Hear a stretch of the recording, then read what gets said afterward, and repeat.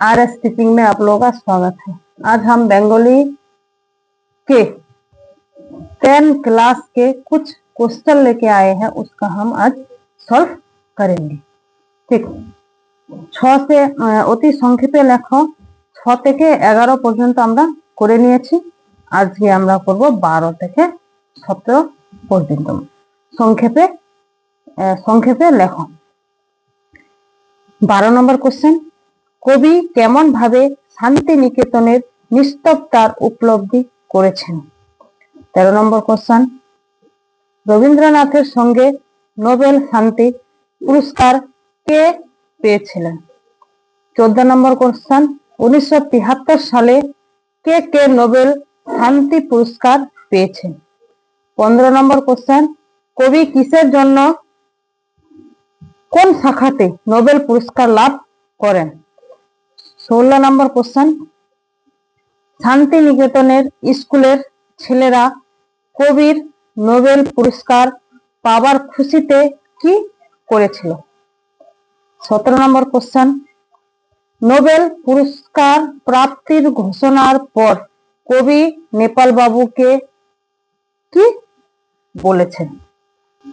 12 নম্বর question আমি লিখে নিয়েছি, এখন আমি পড়াচ্ছি। কবি কেমন ভাবে শান্তিনিকেতনের নিস্তব্ধতার উপলব্ধি করেছেন?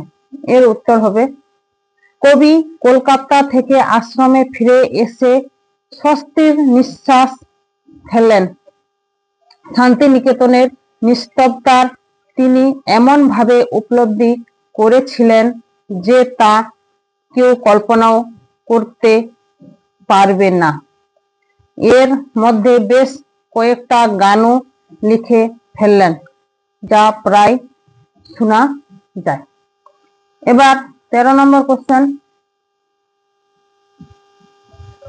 কোশ্চেন, রবীন্দ্রনাথের সঙ্গে নোবেল শান্তি পুরস্কার কে পেয়েছিলেন? রবীন্দ্রনাথের সঙ্গে নোবেল শান্তি পুরস্কার কে পেয়েছিলেন? এর উত্তর হবে, রবীন্দ্রনাথ যখন নোবেল পুরস্কার পান সে সময় শান্তির জন্য সম্মান পান আমেরিকার ইলহু রুট 1845 থেকে 1931 এর মধ্যে, এবং হেনরি লফনটাইন 1854 থেকে 1943 এর মধ্যে। ইলহু রুট ছিলেন মার্কিন আইনজীবী, হেনরি লফনটাইন ছিলেন বেলজিয়ান আইনজীবী। এবার 14 নম্বর কোশ্চেন, 1973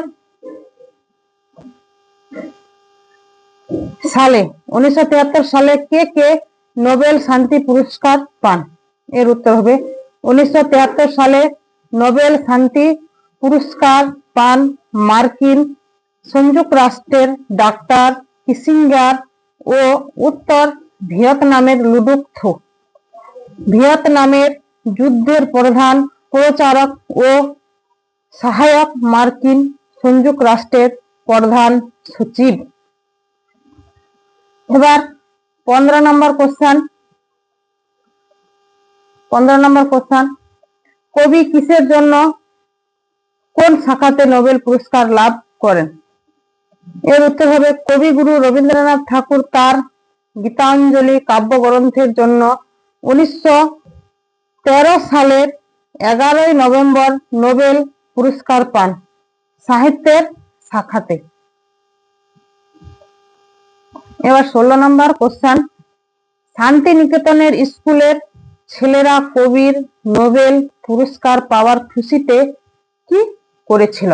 এর উত্তর হবে, শান্তিনিকেতনের রান্নাঘরে কবির জামাতা নগেন গাঙ্গুলি যখন কবির নোবেল পুরস্কার প্রাপ্তির কথা সবাইকে বললেন, ছেলেরা তখন সর্বসাধক জগদানন্দ রায়ের কাছে গিয়ে ছুটি চাইল এবং সেটা মঞ্জুর হওয়ায় জগদানন্দ বাবুকে একটা নরবরে খাটে উঠিয়ে আশ্রম প্রদক্ষিণ করতে লাগলো। এবার 17 নম্বর কোশ্চেন, নোবেল পুরস্কার প্রাপ্তির ঘোষণার পর কবি নেপাল বাবুকে কি বলেছিলেন? এর উত্তর হবে নোবেল পুরস্কার প্রাপ্তির ঘোষণার পর কবি নেপাল বাবুকে ডেকে বললেন, এবার আপনাদের পাকা ড্রেন ও পাকা পায়খানা হবে। কারণ সেকালে শান্তিনিকেতনের প্রায় সবাই প্রায়শ্চিত্ত করতে মাঠে যেত।